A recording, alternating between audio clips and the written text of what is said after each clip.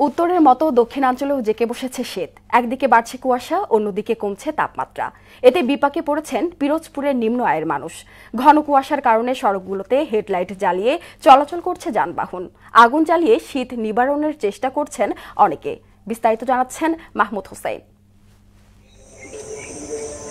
ডিসেম্বরের শুরুতেই সারা দেশে জেঁকে বসেছে শীত। ভোরের শিশির বিন্দু মুক্তোর মতো আলো ছড়াচ্ছে সবুজ প্রকৃতিতে।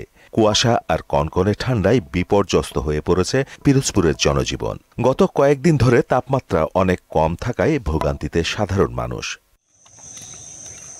ঘন কুয়াশার কারণে সড়কগুলোতে হেডলাইট জ্বালিয়ে চলাচল করছে দূরপাল্লার যানবাহন।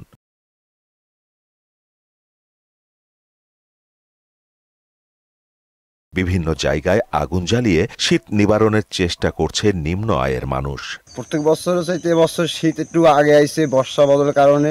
তারপর কৃষি বাজার করতে আমাদের কষ্ট হয়ে যাচ্ছে। ঠান্ডায় গাগাতোর কাফে অনেক কিছু আমরা এখন কোনো কাজকর্ম করার সুযোগ নেই। তো রোয়া ভাড়ার ক্ষতি হইতে আছে, ধান চাউলে ক্ষতি হইতে আছে, কৃষি বাজার ক্ষতি হইতে আছে। কাঁপতে আছে শীতে, তারপর কাজে যাইতে হবে আর কি। এদিকে শীতের কারণে জেলায় বেড়েছে ঠান্ডাজনিত রোগ ব্যাধি। হাসপাতাল ও স্বাস্থ্য কেন্দ্রগুলোতে বাড়ছে রোগী, যার মধ্যে শিশুর সংখ্যাই বেশি।